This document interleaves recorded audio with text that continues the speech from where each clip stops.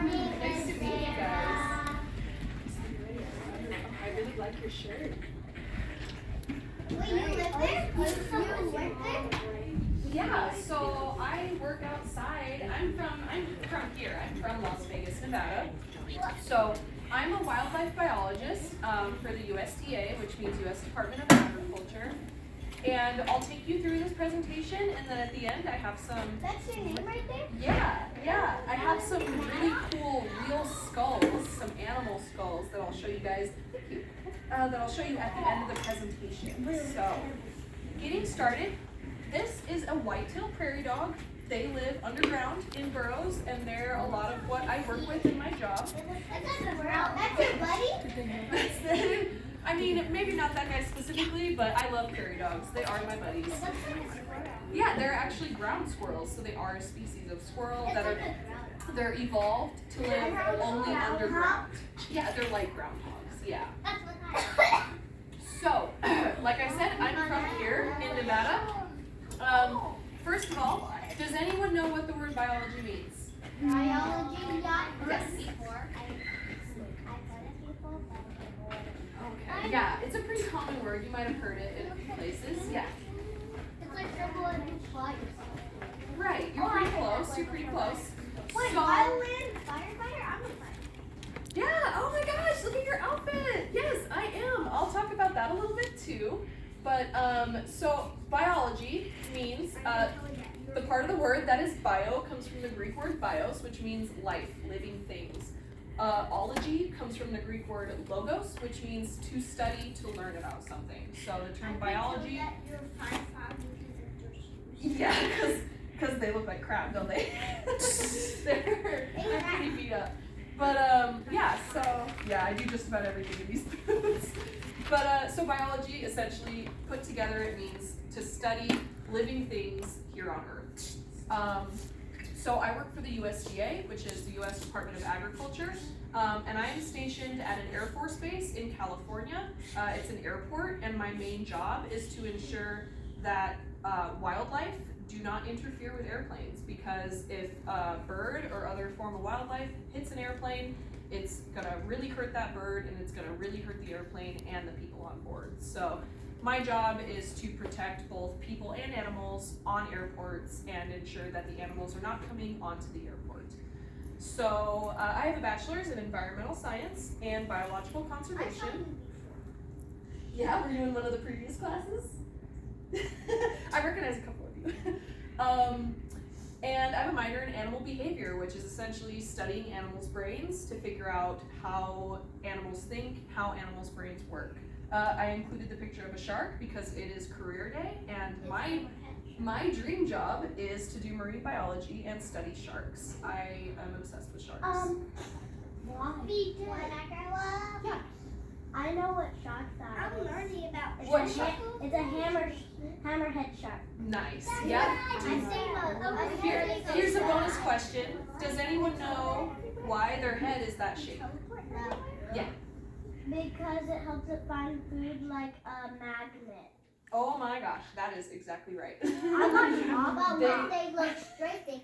They use this big anvil-shaped head to scan the sand around their area, and they scan it like a metal detector. Yeah, that's what I was talking about. Yeah, and they pick up, so every living thing gives off electricity from their body, including you and me. And they use it to scan the sand and pick up any electricity coming off of things that are hidden under the sand, like stingrays, crabs, and other things like that. So, really cool shark. I want to study sharks. It's my dream. I think they're super scary and super cool. So, how did I get here? I used to want to be an animal doctor. My dream job was to be a vet. Love dogs, love cats, always own them. And I didn't really know what kinds of jobs were out there. So I used to want to be an animal doctor because I kind of didn't think there was anything else, and I just wanted to help animals, like anyone who wants to work with animals. Eventually, this is me and my two coworkers running through a field. Who's you? This one's me right here, and we are trying to catch butterflies. So over time, I just kind of decided that I was someone who didn't want to be in a lab. I didn't want to be in an office. I wanted to be outside, outdoors, under the great big blue sky, working with wildlife directly, and I didn't want to be inside. So that's why I decided I didn't want to be a vet. I didn't want to be an animal doctor, and that's how I kind of chose where I am now.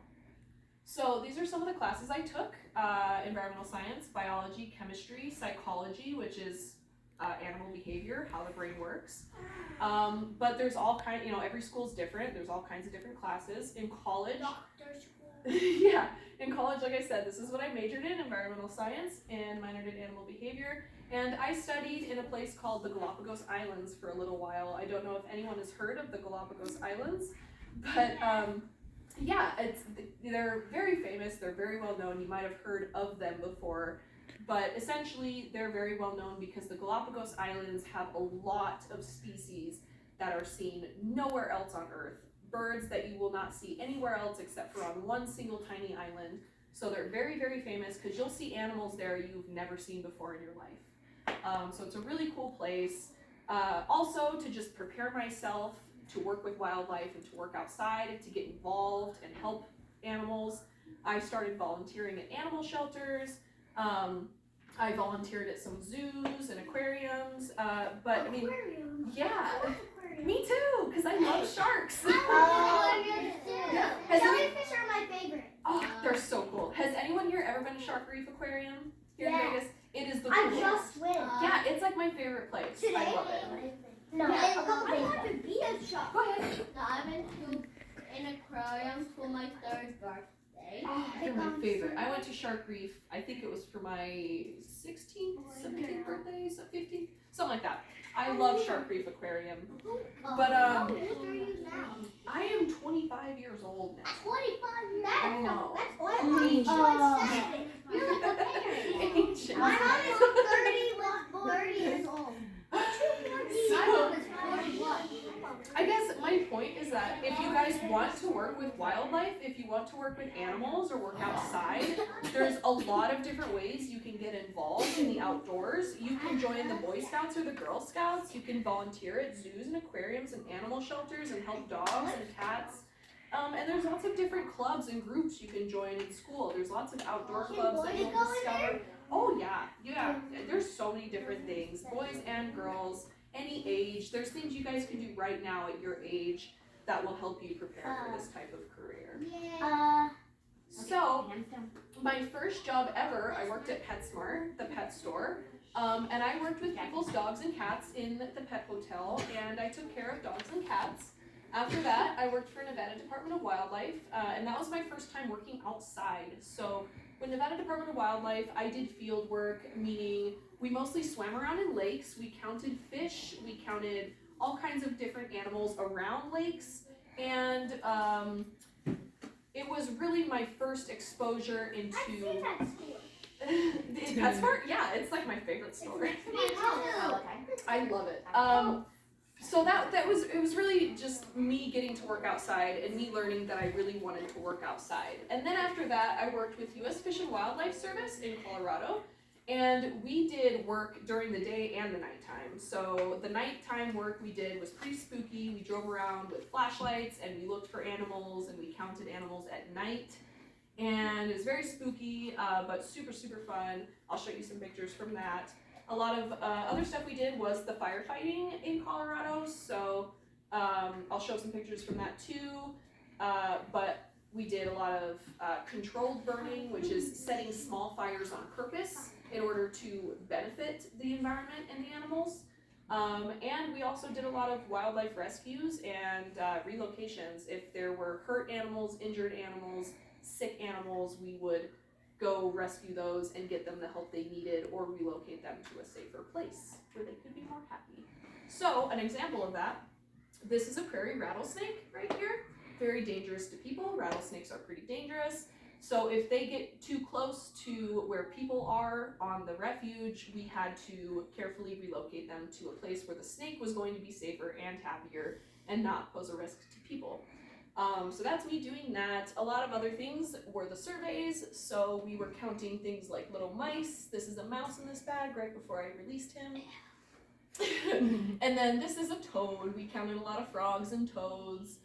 So that's me holding a little toad there.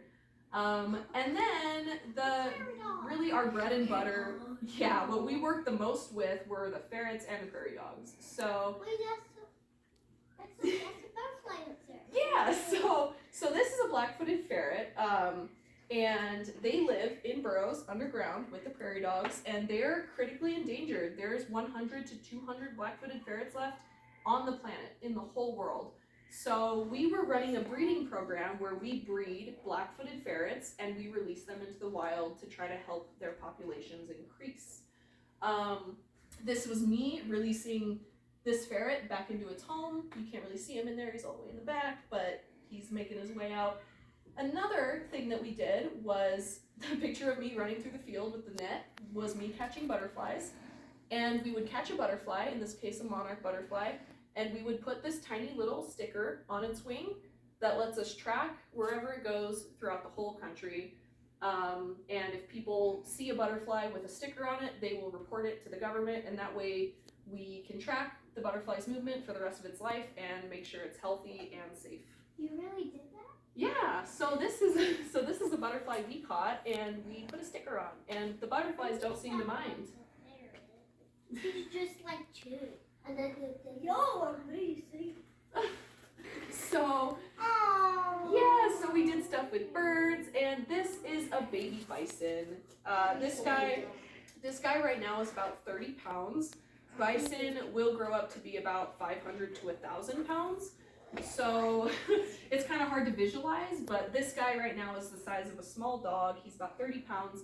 Bison will grow to be about taller than I am, just taller than I am, and they will be 1,000 pounds. So huge animals. But also actually the story behind this picture, this is a baby bison that got separated from its mom and was starving and was very, very thirsty. So we picked him up, threw him in the truck, and took him back to the herd, and we watched him and his mom reunite. It was very emotional and very cute and sweet. But we also banded birds, which means to, catch the birds. We put these very, very small metal bands on their legs that let us track the bird wherever it goes, just like the butterfly, for the rest of its life. So we make sure that the bird is healthy and alive and moving when it needs to move. They like you? I don't know if they liked me. I mean, I think this guy's pretty annoyed right now. But, they tolerated me, definitely. But we did the same thing with this guy. We banded him and released him, and they all went on to be happy and healthy. That looks like that was at night. Yeah, so these are the work, pictures of the work we did at night. So during the night surveys, we would capture the black-footed ferrets. This is the ferret. And we would vaccinate them so that they don't get sick. We would put a chip in them, just like you chip your dog, so that you can track them. So we tracked them wherever they went for the rest of their lives. And once they were vaccinated and chipped, we put some animal safe dye, dyed them blue, just a little blue spot, so that if they were ever caught again, we know for sure that that individual has already been chipped and vaccinated. And this is an adult bison that we found during the night surveys. They can be very spooky at night because they're huge and pretty moody, and you don't want to get too close to them. So Why not it was. too close? So that's a really good question. Bison. Yeah, so you see these big horns. I think I have one back there that will show everybody. You just hold it up for the grade of the. Oh wow! You guys took it off. It looks like a dinosaur. Yeah. So what's cool about the horns is that they're completely hollow. So when a bison passes away in the wild, after a good amount of time, these horns it's really just the covering of the horn. You can just pull them right off, and they're completely hollow, and they just fall off naturally. It looks like a dinosaur. Yeah, it's huge. Yeah, it's it huge. really does look Is like that a real? Yeah, and I pulled it off of a real bison It looks after like it had passed away. It looks like an elephant nose. Someone told me earlier it looked like an elephant trunk to them. So. Do bison shed their horns? Yeah, so that is actually the difference. The main difference between horns and antlers is that antlers, animals with antlers like deer, they will shed those antlers, Okay. but animals with horns like bison never shed those horns. So, but that also is the difference because antlers get shed, they are actual bone. They contain bone marrow and they're not hollow. The horns, they don't get shed, but they consist of a hollow covering. So that's a difference between antlers and horns. Yeah, you can touch it. The horn can be touched. The skulls can't be touched because they're too fragile. She'll just go around, yeah. Alright, so stay on It means your they can bottom. break really easily. So this one can be touched, but the skulls, definitely no touching for those. You can just look at them. Yeah, and we won't pass them around, but we'll take the skulls around so that everyone can look closely at those too. So this is the ferret just before we released him, looking very annoyed and upset.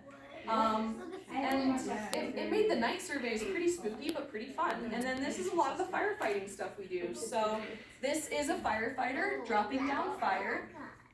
So a lot of what we do is intentionally set very small controlled fires. If the vegetation, you see how high this vegetation is, how tall this grass is? It has grown too high, so it actually makes it hard for animals to survive in it because there's too much vegetation.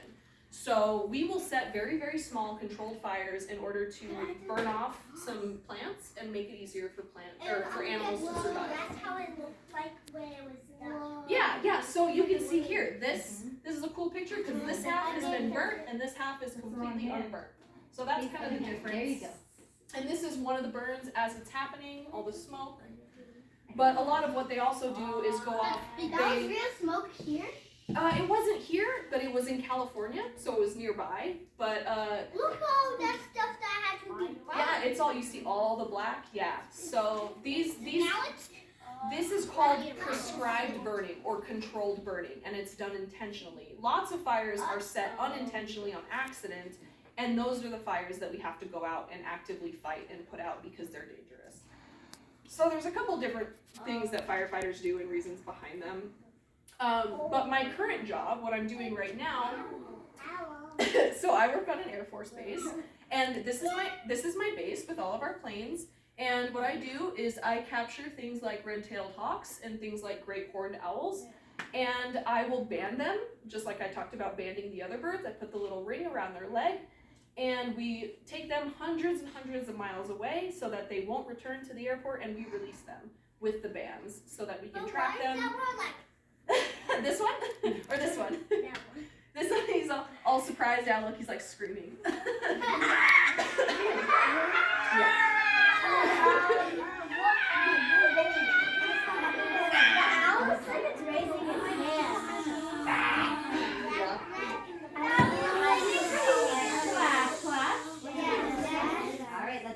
We're gonna turn our voices off so we can hear, okay? So a lot of what I did was banding the birds, releasing the birds, but the main, most important thing I do is to make sure that the birds are not coming onto the airport and are not in danger of getting hit by planes. Because like I said, if birds or animals get hit by planes, it's gonna really hurt the bird or the animal, but it's also going to really hurt the plane and the people inside of it. So our job is to protect people while also protecting animals. It benefits both.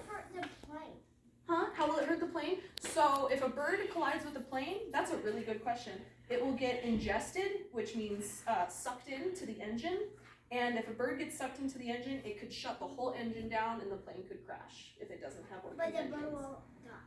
The bird will also die, yeah. So that's why we do this, is to protect the birds and the people inside the planes, because it's not good for either of them if that happens. And the plane will Exactly, very expensive fix too, yeah. So very expensive.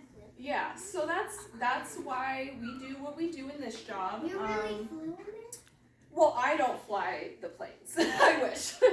But what I do mainly is drive around the airfield. I just chase a lot of animals off the airfield, and I make sure that the birds aren't coming. A lot of what we also do is to look at the airfield, the airport environment, and we try to figure out, why are the animals coming here? Why are the animals on the airport? What are they trying to get? What resources are they trying to find? So a lot goes into it, but you don't have to be a wildlife biologist or an animal doctor. If you want to work with animals. Is that deer skull? It's deer skull, yeah. We can start showing some of the skulls if you want.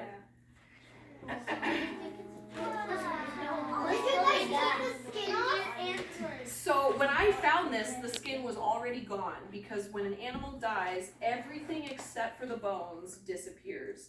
So all the bone will remain for years and years and years and years. And that's how we're able to find dinosaur fossils, is because the dinosaur disappears, but its bones will stay there for the rest of time, pretty much. So when I found this, the deer itself was already gone. It was just the skull sitting there. Lucas, sit down. Why is half of it gone?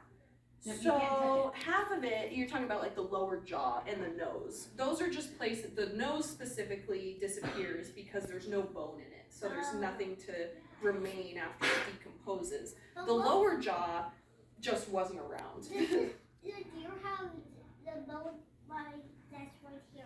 Yeah, that's this one right here, this long bone. But this is where their actual like nose would be. So that disappears. Oh. Yeah, the nostrils, yeah. Those And the are baby eyeballs. penguins. Yeah, so I was you can take that back.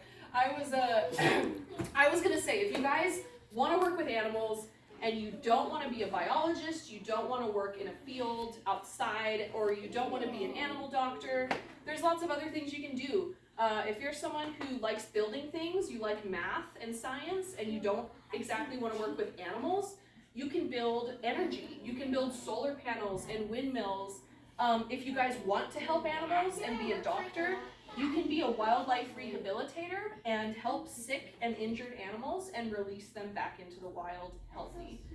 Yeah, I know, it's a cute little squirrel. So what happened to the lower jaw in the aquarium? The lower, yeah, I was gonna say that I didn't find the lower jaw. So sometimes you'll find a skull with both the lower and the upper jaw, since the jaws are separate. On this one, I just found the upper jaw. So you'll see on another skull, I do have the lower jaw, and we'll show that skull. I guess we can, you wanna just bring that one over right now? Yeah, I'm grabbing. We can bring that over now. So yeah, it just depends on the skull. But these are just all the different jobs you can do. If you want to work with animals, you know, you can work in zoos and aquariums. You can be a zookeeper. If you want to be a lawyer, if you want to be a politician, you can work in science policy and environmental policy and make laws about animals and the environment. If you want to work in national parks, you can be a park ranger and carry a gun and protect people and greet people. They're super cool. They're like wildlife police officers is what park rangers are. And if you want to be a teacher, like your teacher, and you want to teach kids your age, you can teach kids your age to get involved with wildlife and the environment and teach them how to do things like grow plants and take care of animals. These are just other things you can consider when you want to think about what you want to do. So, do you want to work outside? Do you want to work in the outdoors? Or do you want to work in a lab? So, Alright,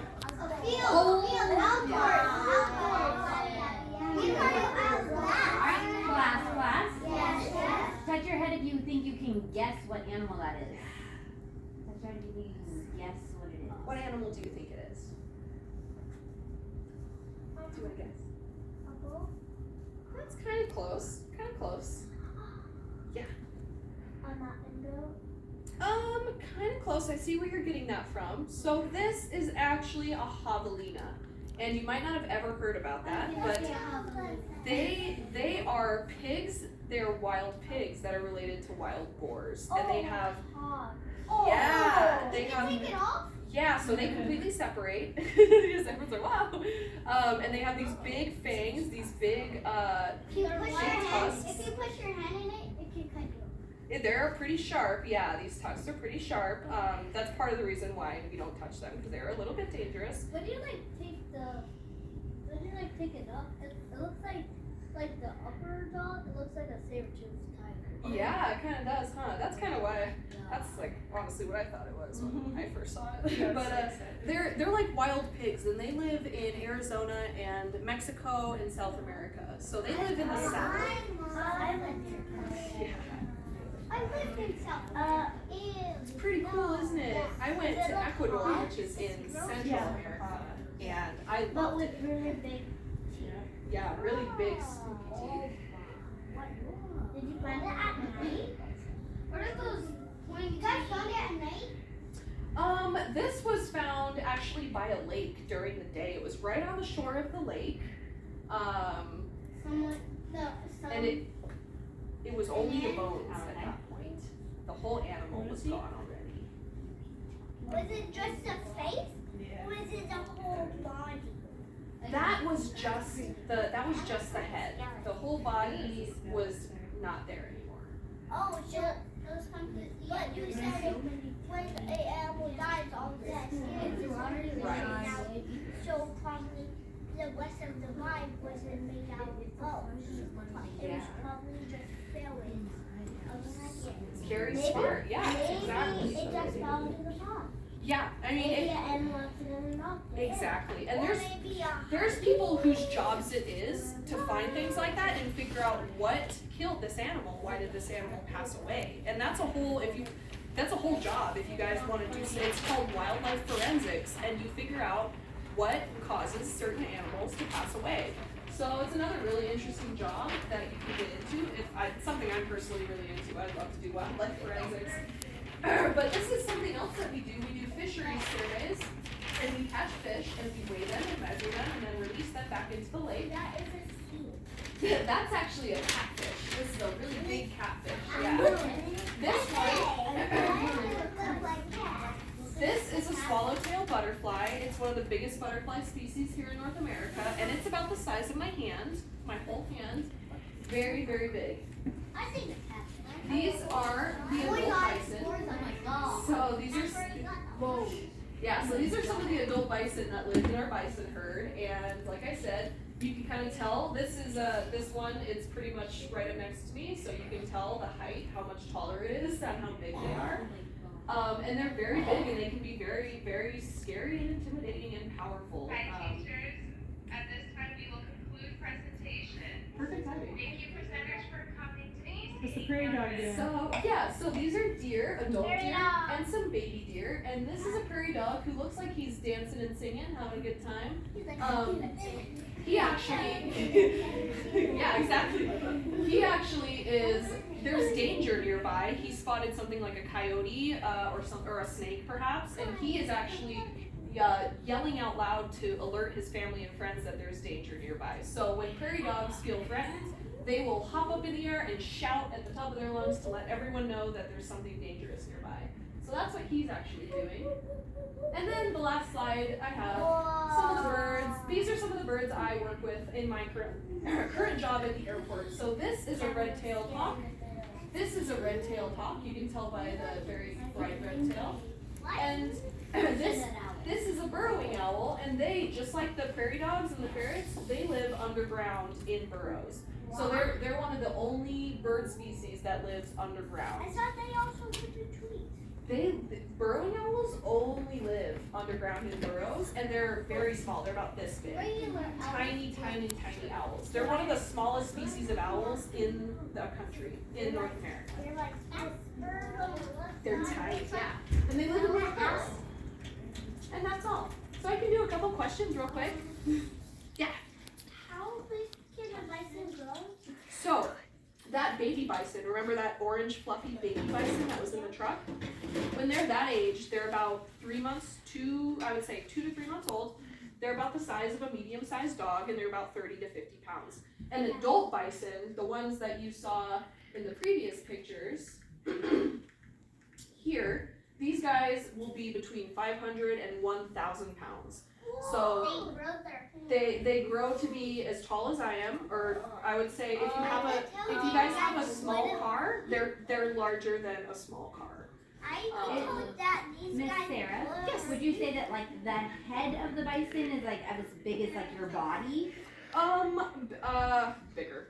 Okay, so Yeah, I just their head is bigger than Miss Sarah's body. Yeah, So that's how big they are. I would say a bison head would be, just the head would be probably about the size of this picture. Yeah. Just the head. So very, very big, very That one huge looks animal. crazy. Yeah, and this one, he's got sticking his tongue out, he's doing all kinds of crazy stuff. And why does he have no eyes? Why does he have what? No eyes. No eyes. Oh, he has eyes. I mean, you can see in this one, you see his eyes, but in this one, they're a little bit covered, and he's just. Like dust. Look at all that dirt flying up. Yeah, it's hard to see the eyes in that picture. What See, is he doing? let's do someone in the back. The owl on the last line in the middle looks very scary. Yeah, it looks creepy. That's what someone else said too. It's look at him staring into your soul.